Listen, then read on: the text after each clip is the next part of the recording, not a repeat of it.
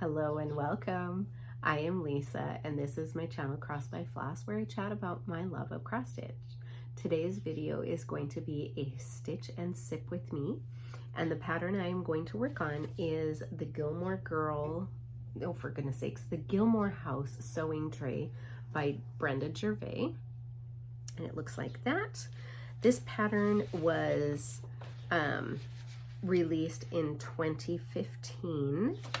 And Brenda suggested using a 40 count ale linen by Picture This Plus with a finish size of 6 7/8 wide by 3 inches high. And she also suggested using light khaki Weeks Dye Works floss. I am actually going to use a dirty 16 count Ada with a crew as my floss, because I've had this kitted up for a really long time. There we go.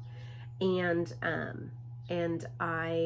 while I now have a love of 20 count, I thought that since I've already had it kitted up with this, seriously, for probably a year and a half, maybe even 2 years, it's been a long time that I've had this kitted up. And so because I have a lot of 14, 16, and 18 count Ada, I thought either I need to start using it or I need to put it in D-stash. So because it's kitted, I'm going to use it. So it was perfect for a stitch and sip with me today. All right, so I am going to turn you all around, but first, before I do that, today's beverage is a Arnold Palmer. It is not alcoholic. It is just the one, you know, from the iced tea from the can. But I feel that when you put it in a pretty glass like this, it makes it even more special. So, all right. So I am going to turn you around and we are going to start stitching. So in the meantime, grab your stitching, your sewing, whatever craft you're gonna do, and we're gonna do a lot of chatting, and this will potentially be a long video, which is fun because it's like talking with friends. So I will see you shortly. Okay, I am back and ready to roll. So first I want to just, do you see this cute little magnet? It says Team Fudget, that way. There we go. Is that not adorable? I got that from my friend Dawn Marie at the Library Stitchers retreat that I was just at, and so sweet. Anyways, okay, we are in my sunroom, which is attached to my house and was a selling feature of this house. And but it is a bit of a dreary-ish kind of day. It's very humid, so I have my light and my fan on because the humidity. You will probably hear the birds outside. You will probably hear my wind chimes. You may hear the dog next door barking, and I will have to, you know, get going and when the puppies start whining. So other than that, we should have some great things to talk about during stitch time. All right, so I am going to do a middle start on this pattern. And while Dawn Marie did show me how to do a front start, loop start method, I have not exactly forgotten, but I have not practiced. So I'm going to carefully, quietly, there we go, turn that over, hopefully no squeaky, and get it set, and bring it back. Oh goodness, I'm so sorry. Bring it back around. I will learn how to do it. She taught me and it was fantastic. So I just need to, you know, get on it. Oh, and I also hope that you went and got your beverage. I'm very much enjoying mine. I love this. It is so yummy. especially on kind of a humid day. What was I going to say? I was going to say something. I always have something to say. Oh, mind the mess in my sewing room, or it's not actually my sewing room. I spend a lot of time in here come late spring, summer, and early fall. It is very peaceful with the birds and the greenery, and I love it. I do love it out here. And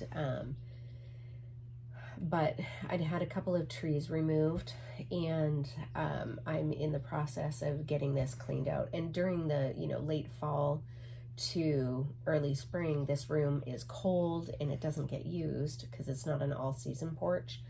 And so, you know, the dogs still go in and out. This is how we get all the dogs in and out of the house for potty time and play and that kind of thing. And so it has not really been cleaned up from that, and just things kind of got all, you know, scooshed together for the winter. And then with the trees being removed, we had to like bring in some decorations that were outside, and just, yeah, it just has not all been moved back. So mind my mess. It will not always look like this. Also, I have a love of antiques. And this room has a lot in it. Like, it has 2 big pieces of furniture, 2 display cabinets, kind of. And one day I will, you know, when I get this all cleaned up, I'll do a little tour in here, because it is actually really, really nice. I love it. But I have 2 big pieces, one that I finished, one that's in the process of being refinished. And then when the people that we bought the house from, they left a cabinet here that they used for like plants and food and that kind of thing. And so that's still in here, and it's like a chest, you know.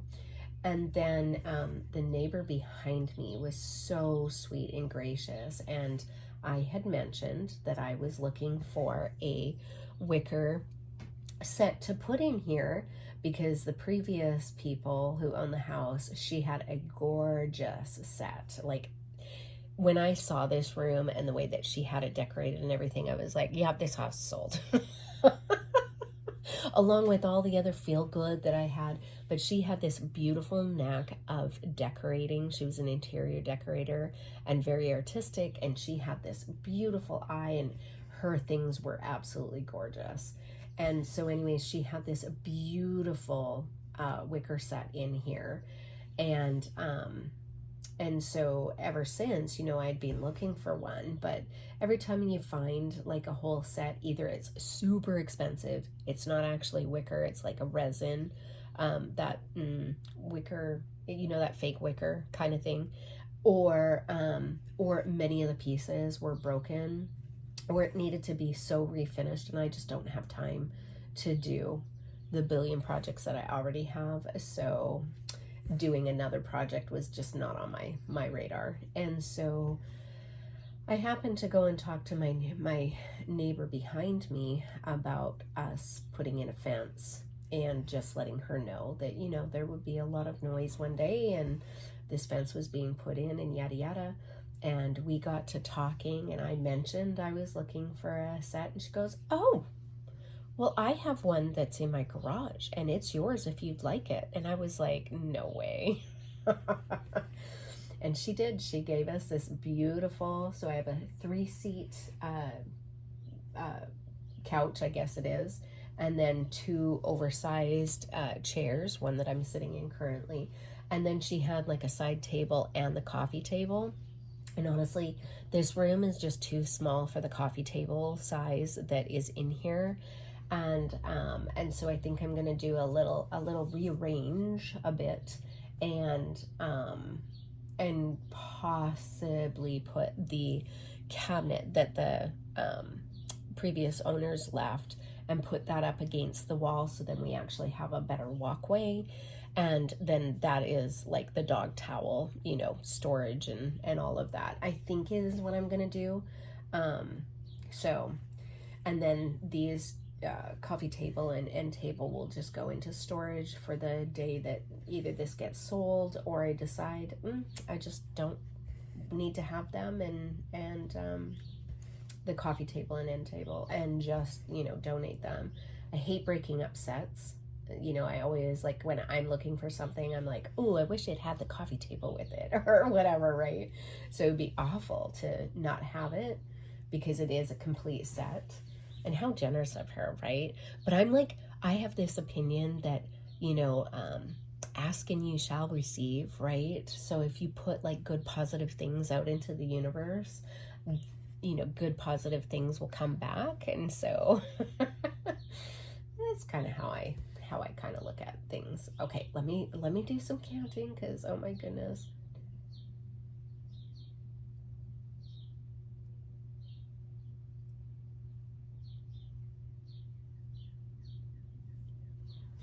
I see this many, but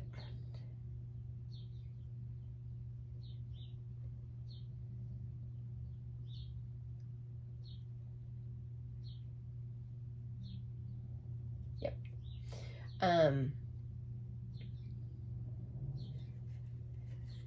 One of these days when I get myself actually together, I will, I know that people have this whole, you know, every 10 stitch you make a cross and then you know where you're at, or put counting pins in and for your space. And one of these days I will get there, but today is not that day.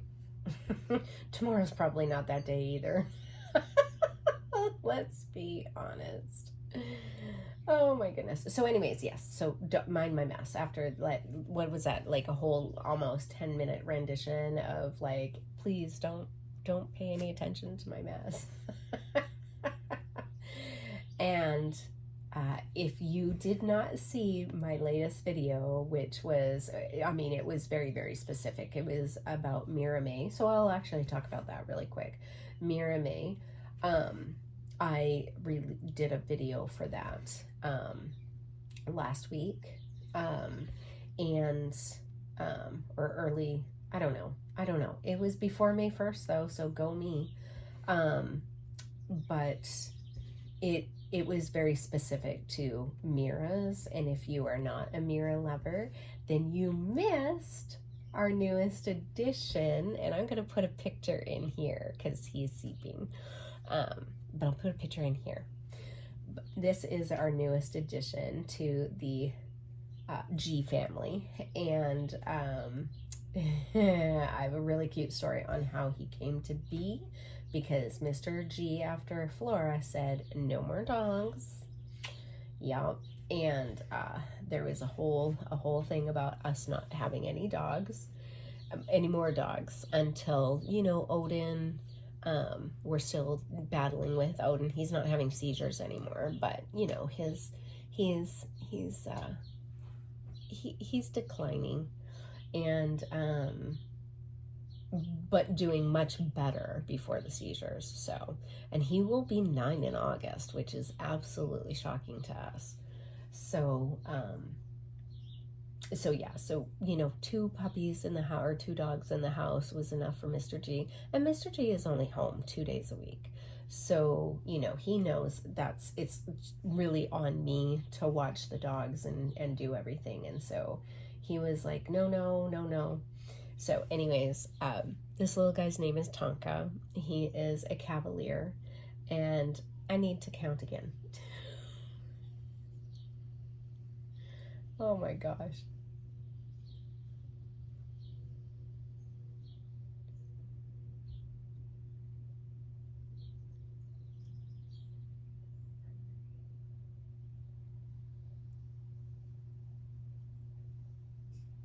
Oh, perfect. Okay.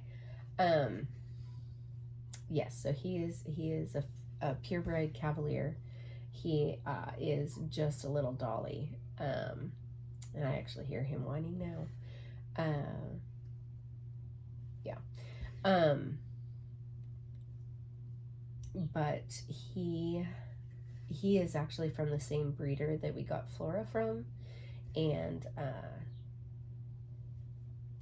yeah, he kind of came to me, you know, it's that whole ask and you shall receive thing again, right? So my dad had always wanted a Cavalier dog, always, always.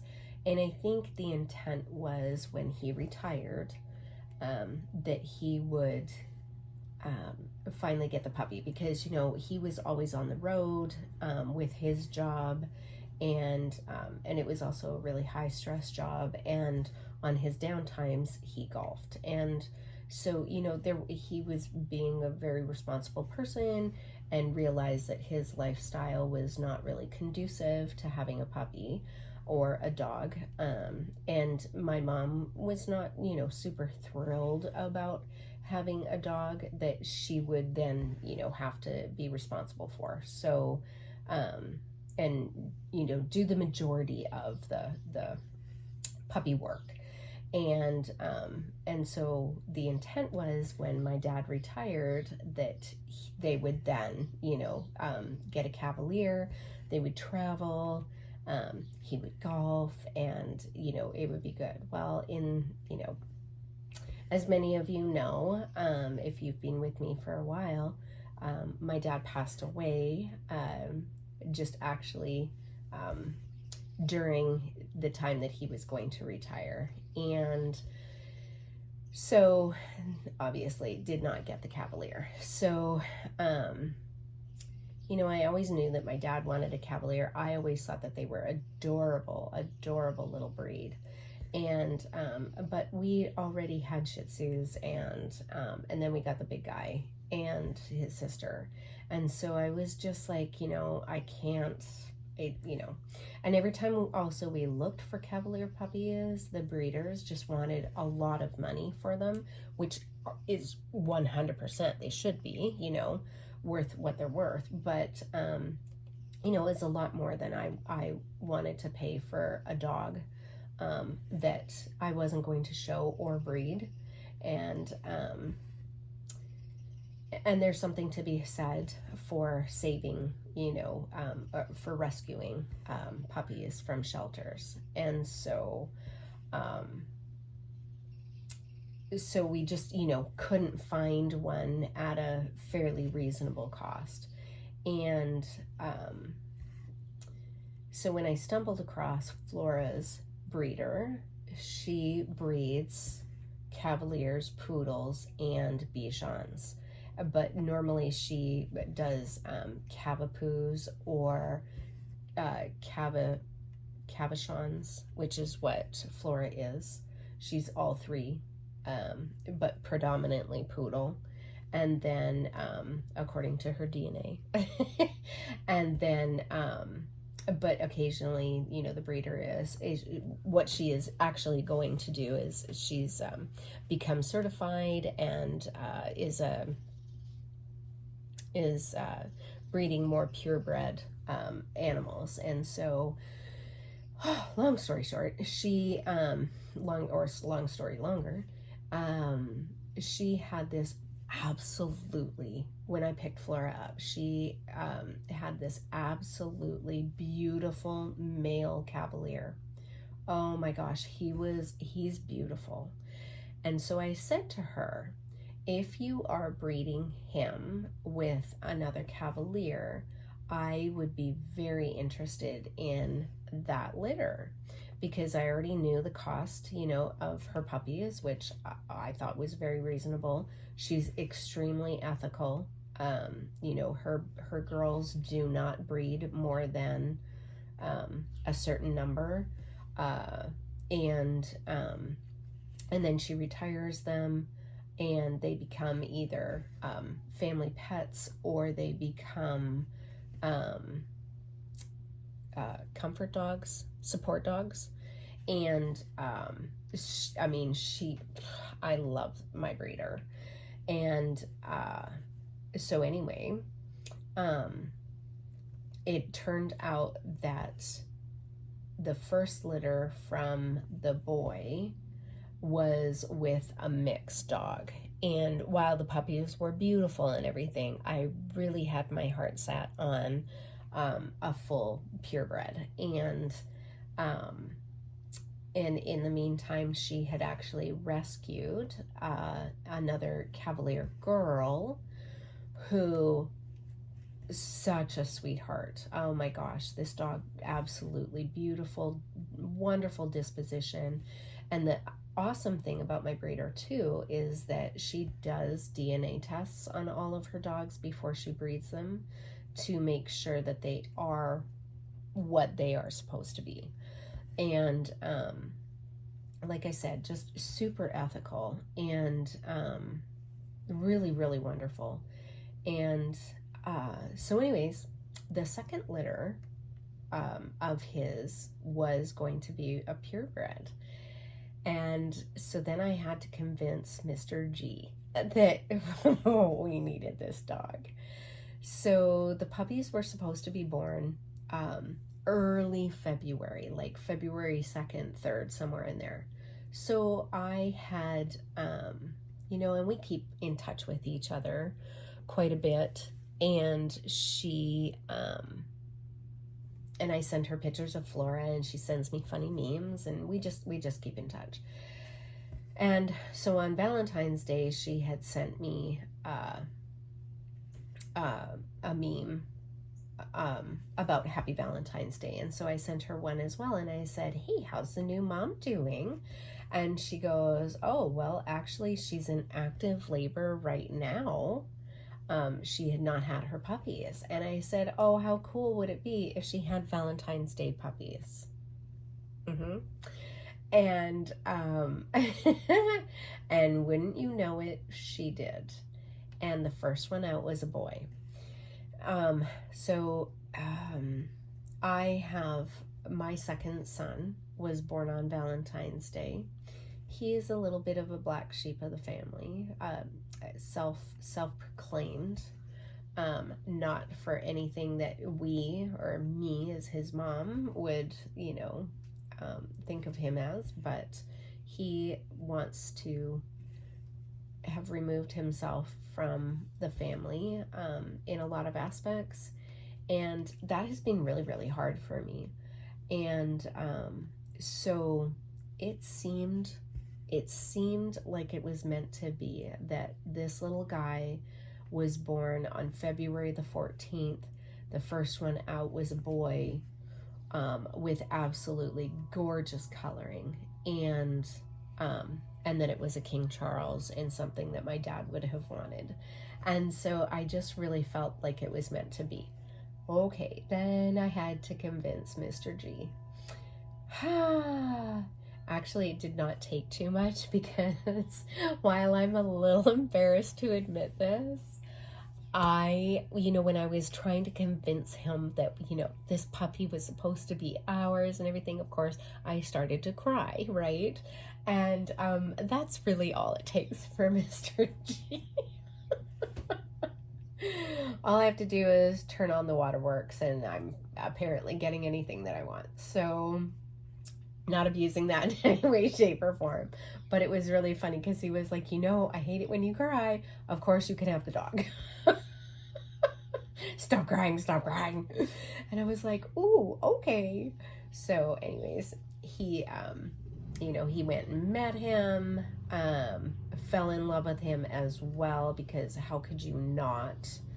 And so he came home. He came home right after, actually, I came back from Maine, from the library stitch retreat. I went and picked him up, and absolutely no problems introducing him into the family. No problems with, my son has decided to do the lawn. Okay, back. Short intermission, and during that time I actually did some counting. I placed my things where I need to be so I don't have to count anymore and stop. All right, so where was I? Tonka. Yes, picked him up back from the library stitch retreat, and then and introduced him. Had absolutely no troubles integrating him into the house with the other puppies. It was really, really, really easy, honestly. For the most part, Flora, she would love to herd him. She thinks she's his mommy. And but it's good because really she's being a big sibling and teaching him, you know, how he should act and what is appropriate with puppies and that kind of thing. So a few accidents in the house, mostly pee-pee, but it's okay. I mean, he's little bladder, so it's not a whole lot. But for the most part, he's actually really good, and he won't potty in his kennel, so that is fantastic. And yeah, it's just been really easy. Mr. Odin, you know, he's indifferent like he was with Flora.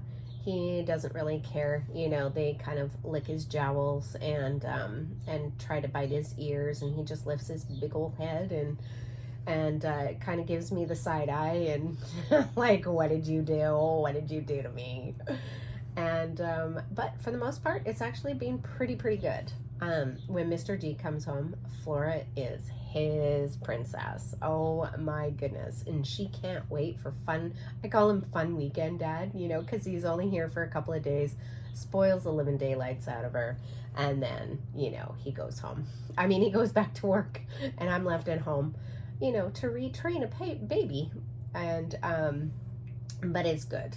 But she is wrapped around his whole entire big old fist, and she can do no problem. It's pretty funny. So, and Tonka is definitely a mama's boy. So, but yeah, it's like having babies again. Oh my gosh, you know. And while my boys are home, and they're pretty good, like if I ask them to do something, they will do it, but they're not the first to go, oh, I hear him crying, I should probably pick him up, or, you know, Flora might need to go potty, like, yeah. So, and which is fine, but mornings with 3 dogs, first thing in the morning, because none of us are morning people here, with the exception of Mr. G, because he does have to get up early to go to work. But I am not a morning person, and neither are my boys. And so mornings by myself are super fun with 3 dogs. All need to go potty, all need to be fed, are very, you know, anxious about getting their food and not allowing anybody else in their food. And oh yeah, it's good times. But for the most part, we're doing good. Training's doing good. And he's just a sweet little addition to the family. So, and Mr. G said no more dogs. That I'm not allowed to cry and get any more dogs. Little does he know. No, just kidding. I'm just kidding. I no, thank you. I am really puppied out at this point. So I feel like I don't get anything done. I really and truly get nothing done during the day. I am so thankful if I get a shower and I can brush my teeth, because it is truly like having babies again. Oh my goodness. Anyway, it'll pass. It's fine. Yeah. So that happened. The other thing that happened is, if you sat with me and listened to my whole saga over the deer that thought it should take a hitchhike back to my place in Ohio from Montana, but it didn't go well for either the deer or my car, I ended up getting a new car. The insurance company, they decided that the cost of the repairs was greater than the formula that they use, and so they paid out the value of my car, and that was enough to put a good amount onto a new vehicle. And of course, you know, Mr. G was like, well, you know, every day he was like, are you test driving anything? And you know, honestly, for a really long time, I didn't want to test drive anything. I sort of mourned my car, which is ridiculous because it is a car, but I really, like, I worked hard for that Mazda. I had gone through a divorce, and, you know, I had the car that I had when my kids were littler, and from the divorce, and you know, it was getting old. It had a lot of miles on it, and the cost of the repairs for it and to continue doing the repairs was not and making sure that it was safe was not it just, you know, it needed to retire. And so in the meantime I was working, and so really the money that I was making from working really went towards the payment of my car, which was ridiculous, as well as, you know, the insurance and gas and a little extra. And so like it was something that I did by myself, you know. Like, it's funny because when you're a teenager and you get your first car, whether your parents pay for it or you buy it, and it's a secondhand, you know, piece of junk, but you're so proud because like you paid for it yourself. And at least, you know, that's how it was in my family. We weren't given vehicles in my family, you know, like many families. You earned what you had. And so I worked a part-time job in order to get a car. And my very first car was a piece of crap. Like, really, it was a Ford Maverick. It was a tank, but oh my gosh, this thing, like, it did start in the wintertime because, you know, it was hardy. But I tell you what, I mean, I'm very grateful that I had it, and I did pay for it myself. But, you know, then after that, like, I did have a couple of other cars when I was single, and then got married to my now ex-husband. But, you know, and I traded in and traded up a little bit. And then the very first car, my very first real big girl car, I also paid for myself, because that was when I got my first big girl job, and I worked downtown and had to park my car, you know, in the car park where all of the more nicer vehicles than mine were. And so, you know, I worked towards buying a new vehicle, and that was an Isuzu iMark. I don't even know if they're around anymore, but oh man, I love that car. It was a standard. Oh, I love that car. It was a little zippy. And but then I had babies, and car seats did not fit in it very well, and so then we ended up trading it in on a Subaru, and then that kind of became the family vehicle. And then from there on, like, I became a stay-at-home mom. And then, you know, all of my vehicles were bought, or all of the vehicles that we had were bought, you know, because we bought them together, you know. And so they weren't always my choice. And even though I was the primary driver of them for the kids. And so when I got my Maverick, when I got my Mazda, that was the first, like, it took me forever. I test drove, and I kid you not, probably 23 vehicles before I actually settled on that Mazda. And I loved it. You know, it was my choice. Nobody told me what I was gonna buy. I was able to pay for it myself. It was just like this bit of independence. And so then when, you know, after a divorce and all of that, and so when it ended up that, you know, it couldn't be fixed and the insurance decided to write it off, I was very sad about that. And then it became, okay, well, now I need to find another vehicle, but now a vehicle that Mr. G and I are going to, you know, buy together and share kind of deal. And so, like, that little bit of independence kind of went away. And so I mourned that, I guess. And yeah. So anyways, Mr. G is a much different person than my ex-husband, and he did not care. He was like, you buy whatever you would like, you know, whatever is going to make you happy. I would like to see you in a more luxury vehicle. You know, I think that you deserve that. And I just didn't want to pay. I did not want to pay that kind of money. And so, you know, I did. I went and I looked at them, and I had always said to him, you know, I would really like the Lincoln. The Lincoln Nautilus looks like a beautiful car. And I think I would really love, you know, to own that car. And, but it was kind of like a pie in the sky dream in a way, because, I had my Mazda, and there was nothing wrong with it, and I didn't need to trade it in for anything, you know.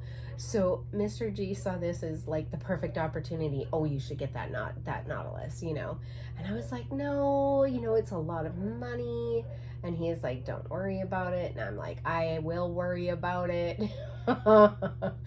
Because Mr. G and I, it's really funny, we are very different financially. I am the save for a rainy day, you know, make sure all the bills are paid, and you know, put money into savings and make sure that, you know, you have something for a rainy day. And Mr. G is, okay, yes, pay all the bills and do all those things and make sure that we have a little bit, but you know, if there's something that you want, you should buy that. And I'm like, no, let's give it a little thought. Now, obviously, in the crafting world, I don't actually do that, but I'm not as frugal as I should be, but in other things, I definitely am. And so, you know, I was like, I can't see paying the amount of money that I paid on my first house. My very first house is how much a luxury car is right now. Like, I just can't. I can't do it. I can't do it.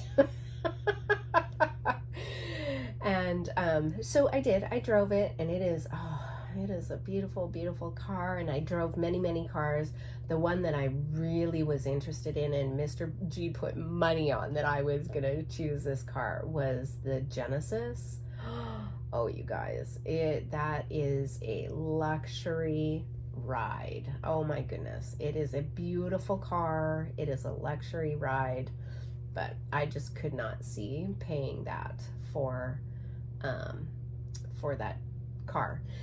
So anyways, I ended up, after driving several vehicles, I went back to actually a Hyundai, which was my Santa Fe. I had a Santa Fe, and I loved that car.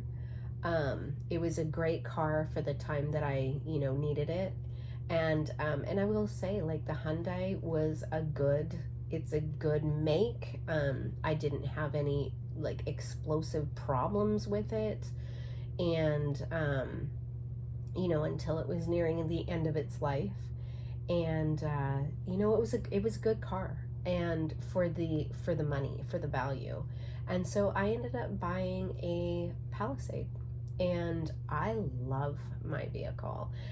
And funny, so my daughter, you know, when I started looking at cars, my daughter and I were talking, and I was always looking for just, like, you know, 5 seats, right? Like, just 2 rows, all good, right? And enough trunk space for dogs, and especially Mr. Odin, because he takes up a lot of space. But also, now that we have the littles, you know, if we need to bring kennels or anything like that, that we had space, right? So she started telling me that she was also looking for a vehicle, but she was looking at, like, 3-row vehicles. And I was like, I don't want a 3-row vehicle, you know, like, I don't want to go back to that, because to me, that's like a van, right?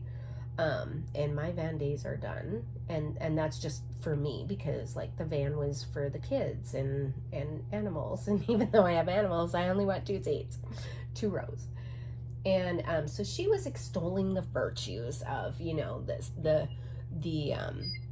I'm so sorry, the 3 rows. And I'm like, oh, okay. So I start driving, you know, test driving a few 3-row vehicles, and they're really, really nice. And I'm like, you know, I kind of like. So anyways, I end up with the Palisade, and it does have 3 rows, and it's beautiful leather. It's all is comfortable ride, lots and lots of space. Seats 7. That 3rd row is huge. Like the 6-foot boys get into it and have plenty of space. With that 3rd row down, which the 3rd row will very rarely be up unless, you know, we're all going out. There's so much space with that 3rd row down. The 2nd row has bucket seats, and so everybody has their own space. It's just really, really nice, and they did a great job. And for the amount of money, it was a very good vehicle, or it is a very good vehicle. So I'm really, really happy that I chose that. So, you know, my daughter, she's also looking at vehicles. Well, she ended up having a person who totaled her vehicle, like when she was coming out of her parking space. And she didn't get hit when she was she was already out of a parking space. But some guy was coming up the middle lane, that is the turning lane, and he was way in it, way before the 300 feet that you're supposed to be. At least the road rules in Washington, and she was already merged into the 2nd lane, and she was trying to get into that turn lane, and there's no reason why he should not have seen her and slowed down to let her in, and he chose not to, and so he took off basically the front of her car when she was taking the little to school. And so her car is totaled. And so while she was kind of slow-mowing, trying to figure out what kind of vehicle she wanted, and was test driving a ton of vehicles, she ended up having to make a decision. And you know, that girl, she calls me while I'm in the library retreat, the library stitch retreat. And she goes, so I bought a vehicle. And I'm like, oh, cool. What did you get? And she was like, well, I chose the Audi Q5. And I'm like, excuse me? And she goes, yeah. And I know that she's like, hee hee. And I said, hey, sister, how do you convince me, who doesn't have children anymore, has no, no visions of having any more children in my life, ever. And you convinced me to buy a vehicle with 3 rows. But you, young family, possibly having more children, choose a 2-row vehicle. And she goes, hee hee, I know. And I was like, nah, you deserve it. She works super hard, and this, her first vehicle, she bought a Kia Soul, and it was, zippy, and it was perfect for the big dog and a little kid. But, now she's grown her family a little with, a fiance and, friends and more puppies. And so, yeah, so I was cracking up, and she's like, no, the back has tons of room. And I was like, how is that happened? That, you're supposed to have the bigger vehicle and I'm supposed to have the smaller, more luxury. Oh, it's just funny. And she was giggling. But she is so happy with her vehicle, and I'm happy with mine, and that's all that matters, right? So, and congrats to us both, because vehicle shopping sucks. It's not fun. It is not fun.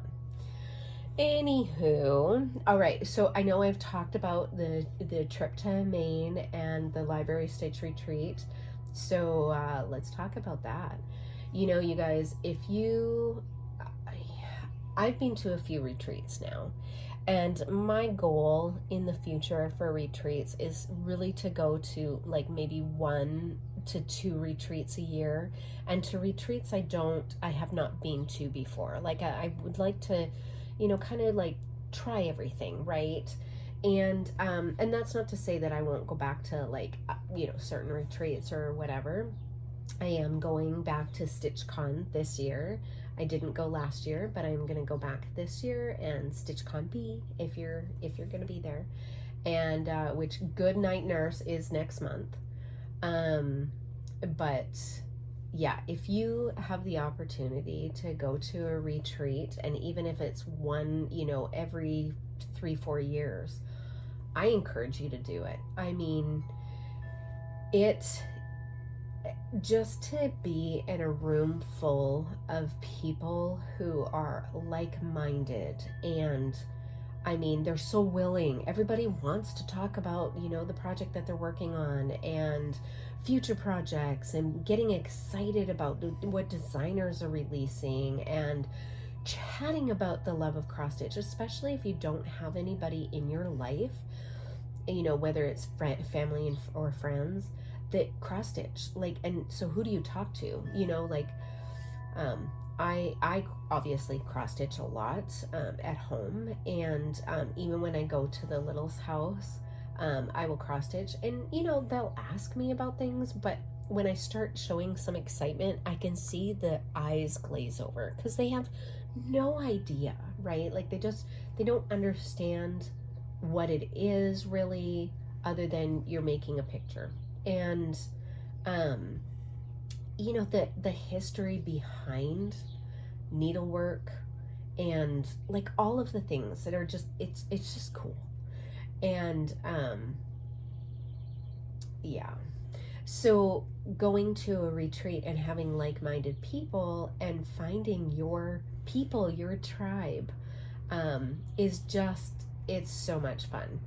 So I had heard about this by watching, I don't remember whose Flosstube, I think it was Two Needles Pulling Thread, Kathy and Missy, and anyways, whoever it was talking about this new retreat that was going to happen in Maine, and I was like, I have never been to Maine. How exciting would that be? And I knew that Dawn Marie, a friend of mine who is DM's Crafty Vortex. Oh my gosh, I had to think about that. Now, Dawn Marie has not had a video, new video for quite some time, like 6 months or so. I think she talked about doing one, but anyways, she's got a stitch community in that area, and which is just so wonderful. And I need to find my tribe out here in Ohio. I keep trying, and actually put myself on a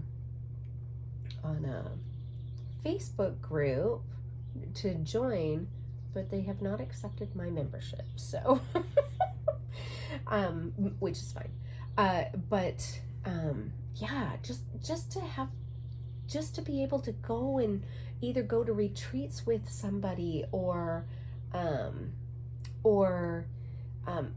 get together for coffee in the same area.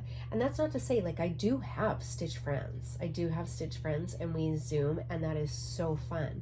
But having somebody that you get to, like, have coffee with, or get together and go to a movie, and have that external friendship past just stitching, that's, yeah, would love that. Anyway, but let me go back up. So anyways, I said to Dawn Marie, hey, do you know anything about this retreat? And she goes, no. And I said, well, would you like to go? And she said, yes. And so I was so excited, because I have known Dawn Marie virtually for quite some time. And she's just an absolute sweetheart. And I just couldn't wait to meet her in person. And like I said, she has a tribe, and so they had a table, and so of course I was able to join them, and it was just so much fun. There was a little hiccup when I first got there. They could not find my name. They didn't have a name tag or my name on the sheet, and so there was a little bit of a hiccup and a little bit of panic on my part, because I was like, oh my gosh, did I just pay a deposit and then forgot, the rest. And I don't recall seeing emails, but I'm also not a great email person. So, but no, I found it. I found my registration, and they finally found my name tag, and it was all good. It was all good. But yes, I was standing there panicking a little bit because, I'd come a ways and had to, it was an overnight trip for me, to like a hotel night extra for me. And so, yes, I was, holy good night nurse. What was it going to do if, I had messed up? But it got all sorted out and it was fine. But can I just tell you, for these ladies' first retreat, man alive, they knocked it out of the park. Like, it was fantastic. I did not realize, and neither did not Dawn Marie, that meals were included. So for the cost of the retreat, which was, I feel, nominal, especially given that we got fed, we got 2 meals a day. We got lunch and dinner, and they were not like just, oh, let's throw some pasta and some pizza out there. No, there were salads and sandwiches and chicken, and there was a couple of pasta dishes, rolls. Like, you guys, it was fantastic. And there was coffee and tea and water throughout the day, and it was so well done. The goodie bag, I will share, like in my update video, which will be probably mid-May. You guys, it was fantastic. Like, they just, it was very well done. It was very, very well done. I can't say enough good things, and hope that if they choose to do it again, that I get to go back and see Dawn Marie and our group at the table again, because they were just, oh, so sweet. I feel like I made some friends over the weekend. Yeah. But, okay, so, funny story. Okay, so, and this is, you are under no obligation in any way, shape, or form, but many people, when they go to a retreat, do table gifts for the people that they are sitting with. And, for some people, it's kind of like an icebreaker. For others, it's just like, hey, I love doing these little things and want to, shower my table peeps with some goodies. But again, it is not in any way, shape, or form required. Well, I decided last minute, because that's how I do practically everything in my life, last minute, that I was going to make table gifts for the table.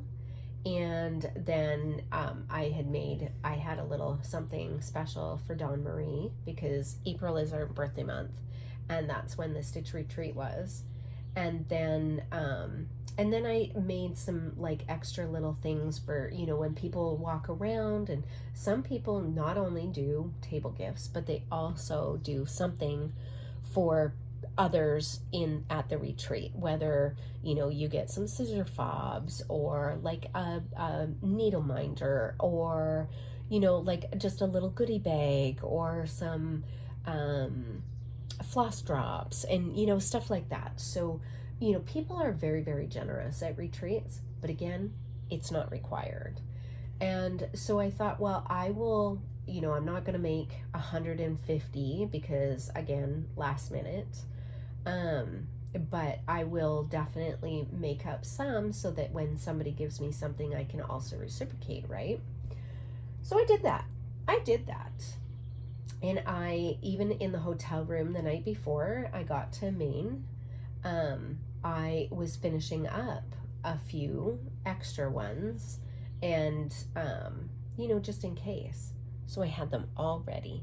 Had them in this cute picnic basket, super cute, and was super excited. Okay, so I go to check out, And I put my things down, and I got some hot water and a yogurt for breakfast, and I was on my way out the door, and, you know, packed up the car, did all the things. So I get to Maine, and I'm in a Hobby Lobby because I needed to buy a gift bag and for my gift for Dawn Marie, and some wrap and, you know, that kind of thing. And also I was buying some cording because I had forgot that at home to put on the little tags for the little zipper pulls I'd made. And so I bought, you know, the cording and a gift bag and some other things. And I'm standing outside, I'd opened my trunk, and I'm wrapping Dawn Marie's gift. And I'm looking for, I had the one piece, which was a bag, a project bag. And so I'm looking for the other thing that I had to give her. Special. It's so special. And after she receives it, I will tell you what it is, just in case she's watching. And so I'm looking everywhere for it. And I'm like, where in the world is my basket? Because I knew it was in the basket. Where in the world is my basket? And it's not in the trunk. So I'm like, okay. So I'm like, okay, new vehicle, right? Don't know where everything is yet. So I'm like, okay, maybe it's in between the seats, right? So I go to look in the back seat, the second seat.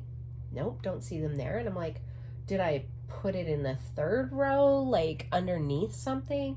Nope, not there either. And I'm like, oh, darn it. I put it on the floor in the passenger, you know, the passenger seat in the front. Nope, not there either. And then it dawns on me, good Lord, I left it in the New York hotel. So I call them up in a panic, and I'm like, hey, so I checked out this morning, and I'm just wondering, did you find a really cute basket with a bunch of stuff in it? And she's like, oh yes, there is a really cute basket here. And I'm like, fantastic. And, you know, it's too far for me to go back and get it because it was like an 8-hour drive. Yeah, 8-hour drive. So it was about 16 hours from my house. 16, 17 hours, something like that. So, so I did 8 one day and 8 the next. And, you know, so I certainly was not going back. And, yeah. So needless to say, you know, everybody at my table, several ladies had these really awesome table gifts, and my table gifts were left in New York. Along with all of the extra little goodies that I had for passing out to, you know, people who came up and introduced themselves to me and or gave, you know, items. Yeah. I was so sad. But you know what? I am prepared. I'm actually going to mail them to Dawn Marie because the people I sat with are her tribe, and then she'll be able to give those out. But yeah,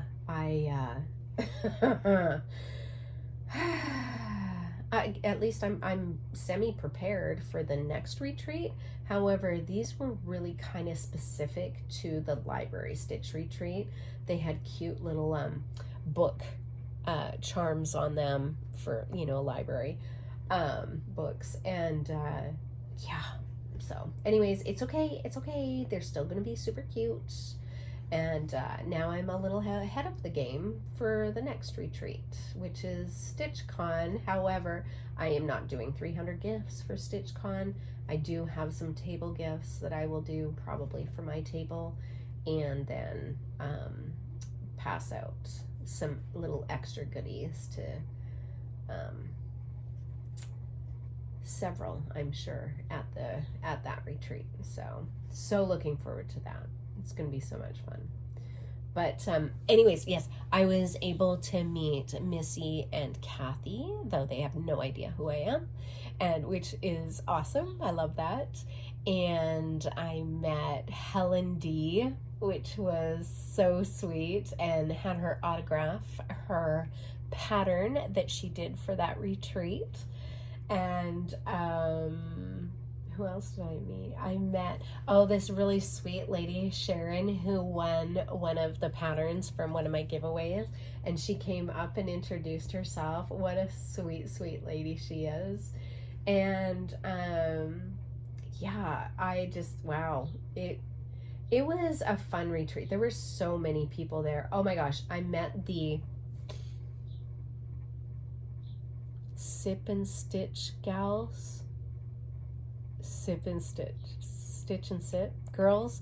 Anyways, they have a Flosstube, but one of the gals and her sister were there, and they came on up to me and introduced themselves. This is such a cute story.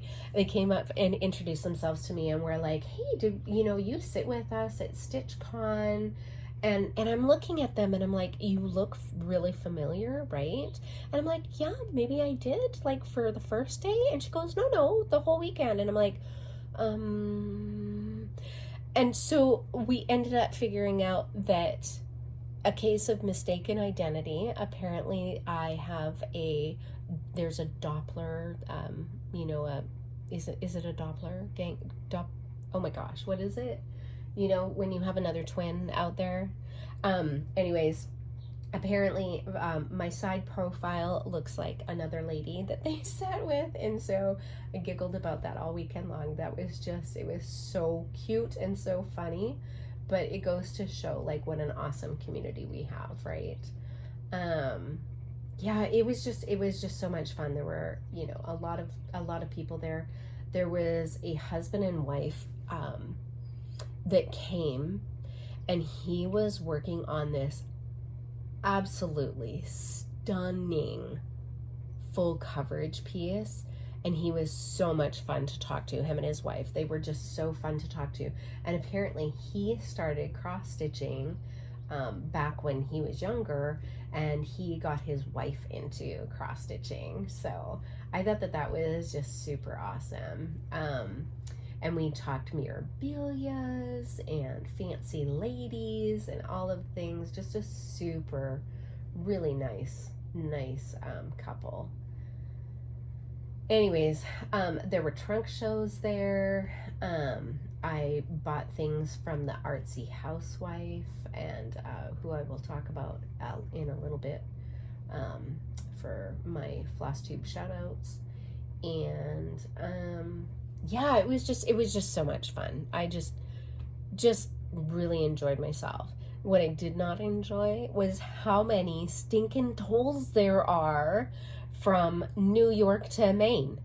Good night, nurse. I am not looking forward to that bill when it comes, because seriously, so I had my GPS up and it was like 7.2 miles, another toll. 5.6 miles, another toll. It was like 15 miles, another toll. I am like, oh my goodness, how many tolls is this going to be? And at one point, Mr. G, because he tracks my progress, he makes sure. He's so nervous ever since this deer incident.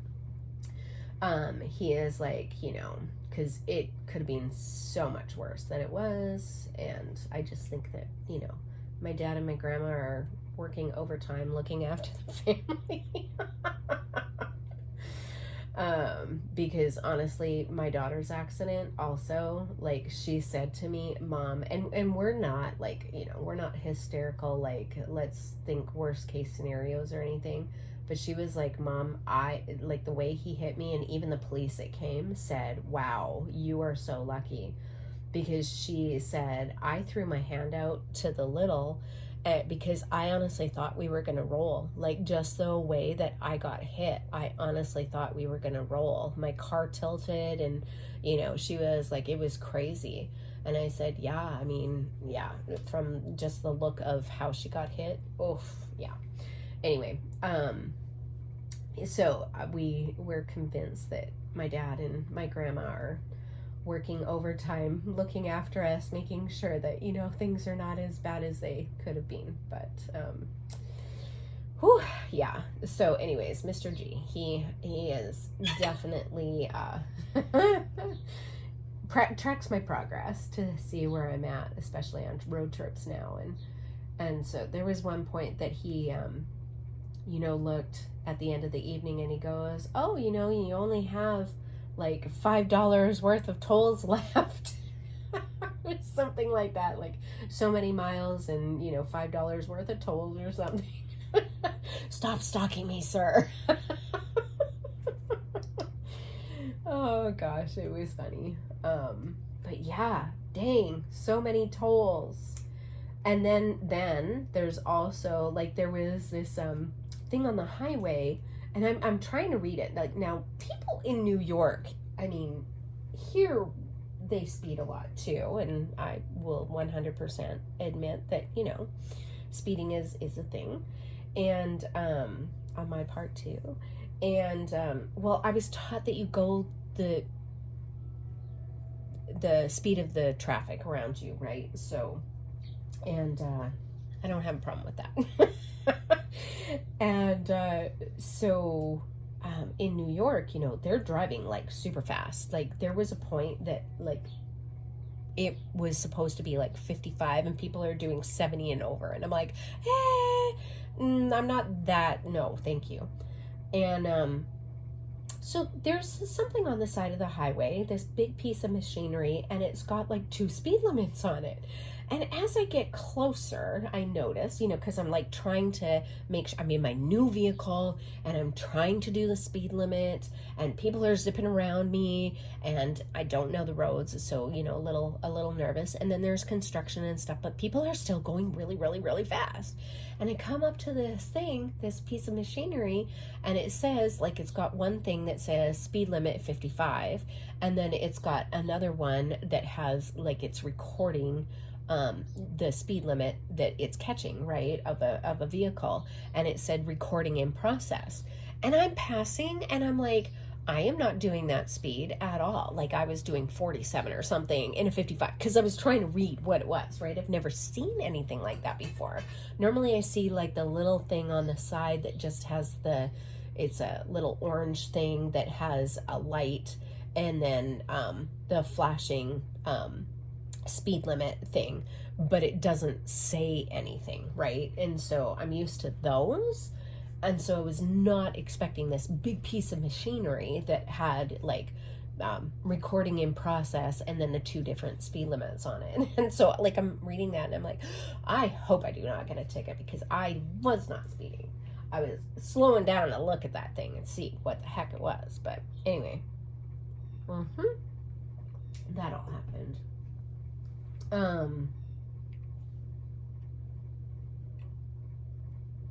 Let's see here. Oh, so sorry. Goodness sakes.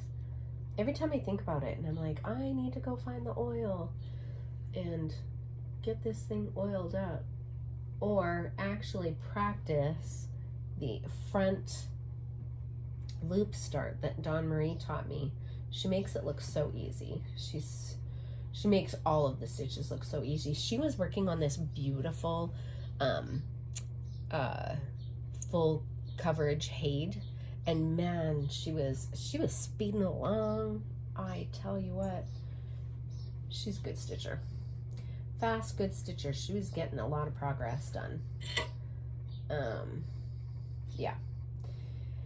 Anyways,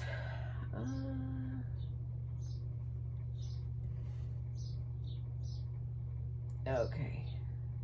Oh, sorry. I just need to get these couple of stitches in and then see where I am on this pattern. I think.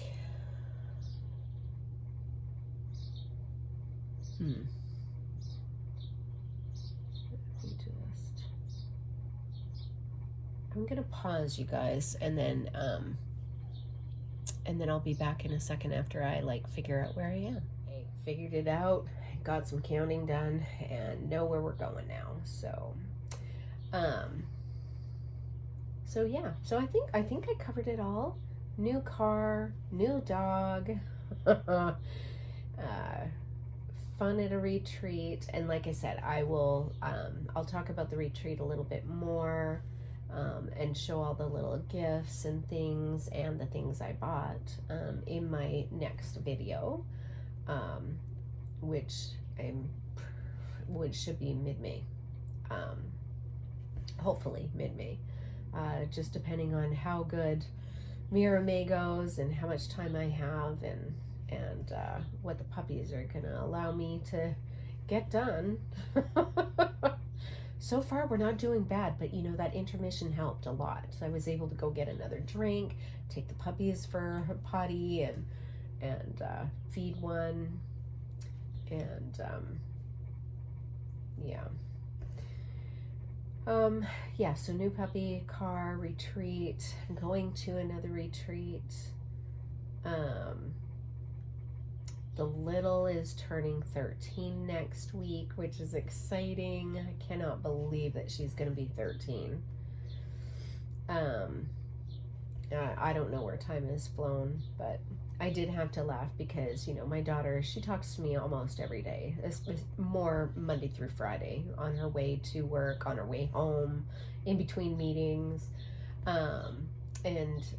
We'll just, you know, have little chit chats, and she tells me some of the things that are going on with the little, and she says, you know, I'm just very grateful. She is definitely developmentally on track as a teenager. And she goes,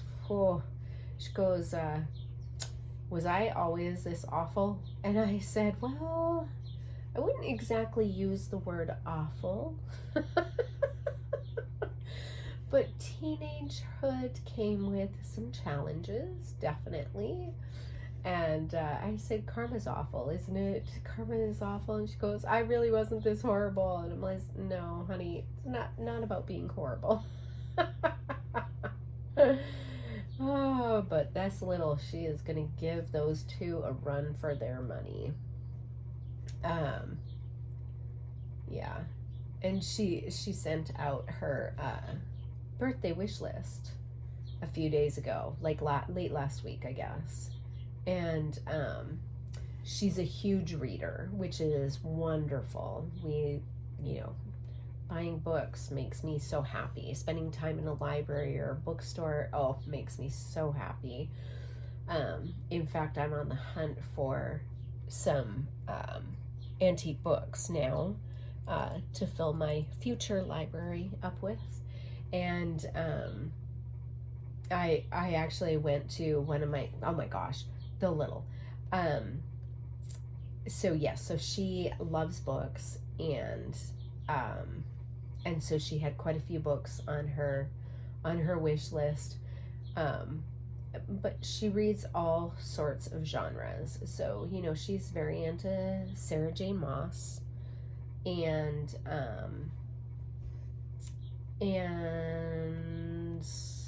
Anna Hong, I think it is. Anyways, she reads, you know, different genres. And so one of them, we had to laugh that she wanted.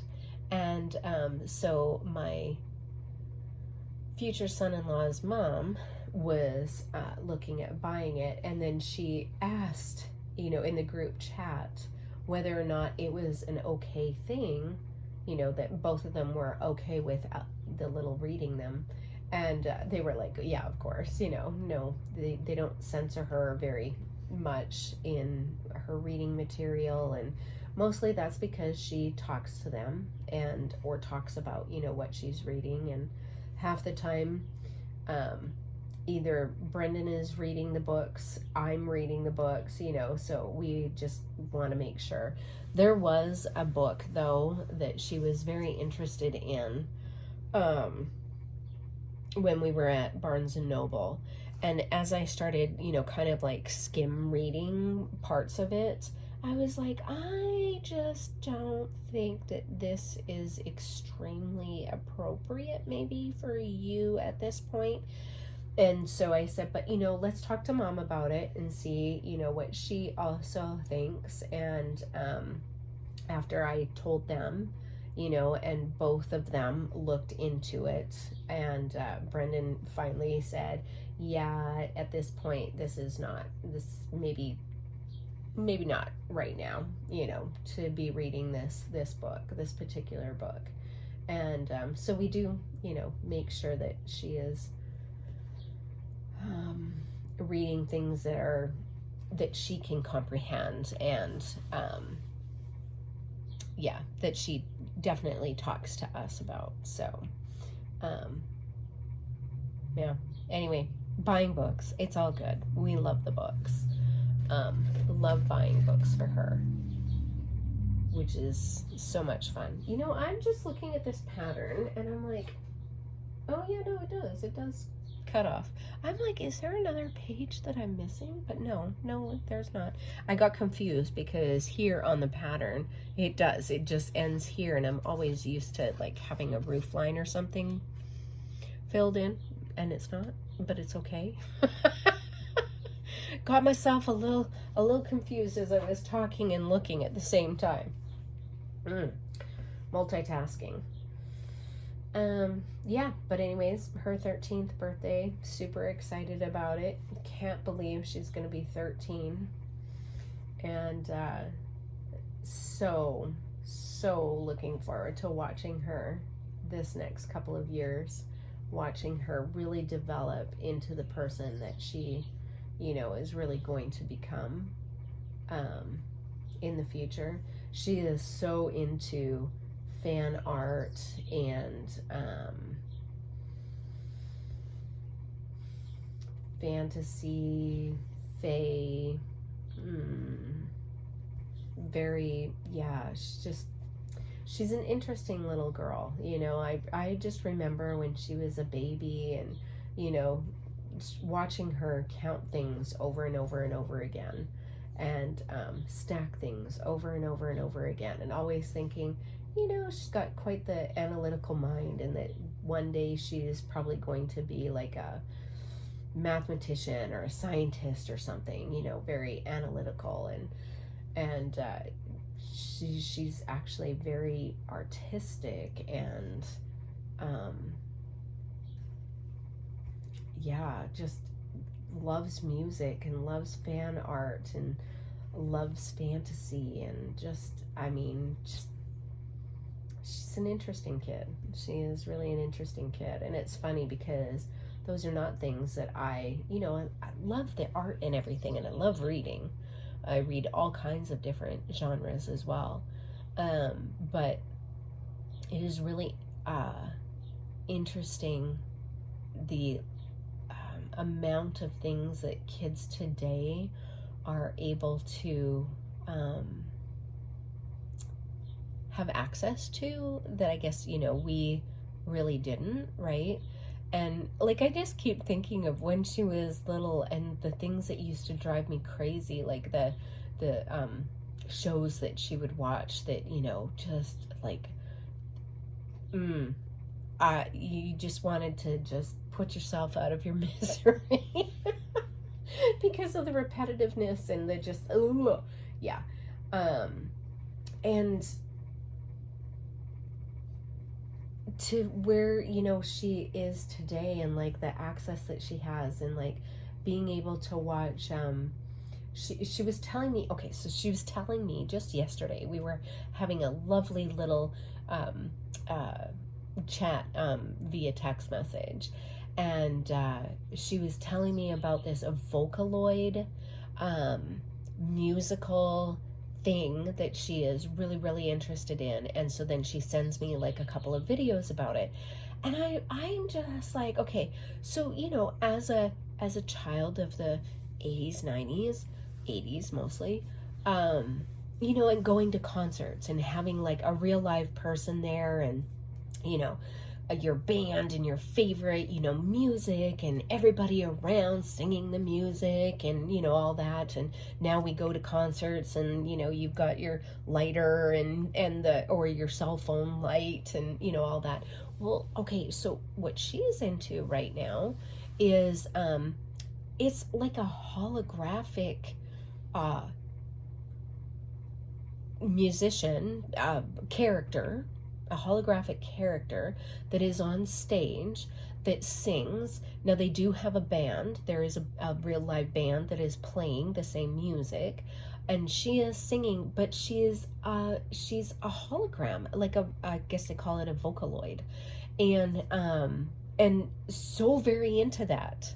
And that, you know, there's huge concerts that sell out for these, and you get this like a glow stick thing that has different lights in it, and based on the character that is coming up, you change the light, and you wave this light to the music, the beat of the music, and it's just, and I'm like, what happened to a concert with like a real live person? But like, things have changed so much, right? And it's so hard to keep up. It's so hard to keep up with her, and like trying to like figure it out. But thankfully she gives me lots of clues, and so then, you know, I have to go down a rabbit hole and look at these. But I do have to say that it was pretty cool. But yeah, a Vocaloid. Not even a real, like, you could touch and, you know, anything. Nope. Can't take pictures with it or anything like that. Nope. But you can buy a lot of merchandise. Oh goodness, I was cracking up. So anyways, it'll be very interesting to watch as she's growing up in the future, and where she actually ends up, because she's, you know, that this world, there's so many possibilities, just so many possibilities, and you know, it's just cool. It's just cool. Anyway, all right. I actually have gotten quite a bit done today, which is awesome. I'm going to talk about who I have watched in the last little while. And by no means, you know, like I think I said this in my first Stitch and Sip, in no way does this mean that this is my only, you know, list of people that I watch or anything like that. This is just who I have watched currently in the last little while. When I've had a chance to actually watch Flosstube, but it's really more about, like, maybe you haven't heard of them and you would like to. I suspect most of these people, though, based on how many subscribers they have and or videos that they have out, that most people probably know who they are. But yeah, just gonna talk about them and shout them out a little bit. And so the first one is Mischievous Stitches, Lori. I'm sure that many of you know who Lori is. She has been a Flosstuber for a long time now. She was really one of many firsts that I watched when I got into Flosstubing and knew what Flosstube was. And Lori does, if you look, Lori just did a video not too long ago. I think it was maybe this week, maybe late last week, something. Anyways, she released a new video, and looking at all of her finished projects behind her is just like, there's just so much eye candy. It's so pretty. And you know, she's done a lot of mirrors, and she does smalls. Like, it's just, Lori is, and she's so fun to listen to too, because she's got the cutest little accent, and she likes junking. And you know, thrifting, and it's just so fun. And she shows sometimes like some of the things that she has found, and I'm like, oh, you scored. And she's just a fun person to go and see. Her videos are not super long, so you know, she's a shorty to be able to listen to if you're, you know, cooking something, or just have, you know, 20 minutes or 30 minutes to watch Flosstube. And she gives a lot of information and shows beautiful things, and it's just so much fun to listen to Lori. So she is who I watched this past little while. Lady Robyn's, she is a friend from Washington when I lived there, and I got to know her actually through a stitch group that was started by her and Two Martini Stitcher, I think. And Robyn actually facilitated our stitching in the library, because she works for the library system. And then the group has kind of branched out a little bit, and now her friend Lynn is able to facilitate some of the stitching time when the gals can get together. And unfortunately, now that I don't live there, I'm not able to go. And even when I get home, sometimes it's not either on the weekend that they're having the stitching, or I'm not able to go. So I'm hoping when I get back there in the summer, though, that I'm going to be able to pop into one of the stitching weekends, because that group is a lot of fun. But anyways, Robyn did a video just recently as well, and she talked about her parents and, you know, cleaning out her mom and dad's house, getting it ready to sell, and because mom and dad are in assisted living, and also her upcoming retirement. So congratulations, Robyn. I'll have to send you a message. But that's so exciting. She's going to take early retirement and enjoy her time. So congratulations. I fully 100% am behind that, because as everybody knows, I'm also fun tired, and it is so much. It is, I mean, I get nothing done, but it's fun. I don't have to get up in the morning and go, oh my gosh, I have to get dressed for work. My neighbors all think I'm crazy because, you know, I'm out there in my jammies with the dogs and potty, and I don't really care.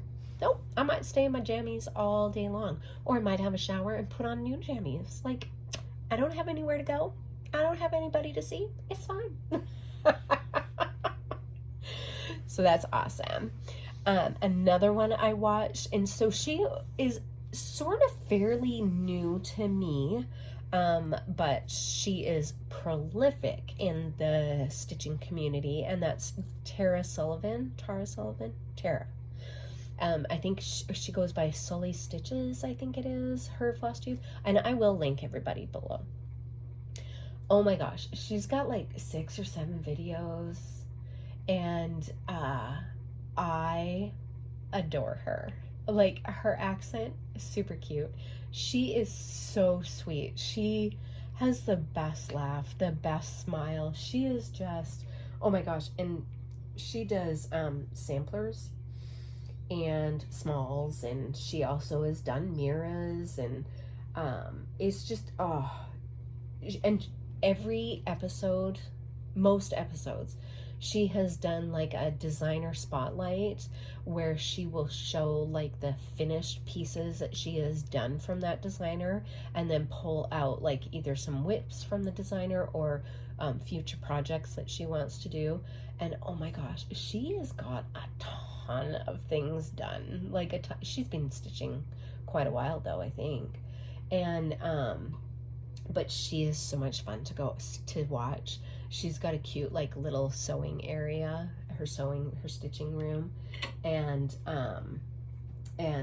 yeah, she's just so much fun to listen to, and she shows beautiful things, and like I said, she's quite prolific in the stitching community and knows a lot of people and has a lot of friends, and so so many of them, I guess, encouraged her to do a Flosstube, and she wasn't going to, and she did, and I'm so glad she did. I'm so glad that people encouraged her to do it, and so much fun, so sweet. And then the last one I'm going to talk about is the artsy housewife, Gigi, and her husband, Boone. So Boone has just come on in the last couple of episodes of her Flosstube, and they are just such a cute couple. They are just so sweet together. I love listening to the two of them. But Gigi is the designer behind the Artsy Housewife, and has these absolutely gorgeous patterns. And she was actually a trunk show designer at the Library Stitcher retreat, and I bought a couple of her patterns after seeing not only her show them on her Flosstube, but also, oh goodness sakes, but also seeing the models. You know, there is really and truly something to be said for seeing a stitch piece. You know, seeing the model, seeing somebody who has stitched it. Like, I tell you what, those pictures do many pieces so much injustice. Like, they don't come anywhere close to what beauty can be stitched. Like, it is amazing. And so it's when I saw her models, I was like absolutely blown away. And like I said, I will show what I purchased in my regular video, update video, later on in the month. But I did pick up, I think, 2 patterns, and I'm definitely going to purchase more. She has a real talent with color, and just beautiful, just beautiful. Yeah. And her floss tubes are so full of information and what she stitches, and her process behind, you know, why she created that particular pattern. And it's really interesting to listen to. So I encourage you to go and check out the Artsy Housewife, not only her YouTube or her Flosstube videos, but also her designs as well. Really cool. All right, I think that's it. I'm actually going to finish up this section of floss and see if I can't get maybe part of this door started, maybe. and see something other than lines, and go and find out what the puppies are doing. Oh, and yeah, so I hope you enjoyed. I hope that you enjoyed. It kind of had a few giggles along with me, and enjoyed yourself, and enjoyed whatever you were doing, and your beverage and your snackies and all the things. And I'll be back next month for another Stitch and Sip, and talk about some whatever happened this month. And hopefully there won't be any. Everybody's car should be okay. Nobody should get any tickets in the mail. So I'll pray for that. And yeah, so thank you so much for joining me. I really enjoyed it. It is always fun to stitch with friends, even though I, you know, it's virtually or long distance or whatever it is, and it's just me chatting. But I know that there are people out there who appreciate and enjoy it just as much as I do. So with that, I will leave you to have another wonderful week, month, day, whatever it is. And until we meet again, hugs and stitches.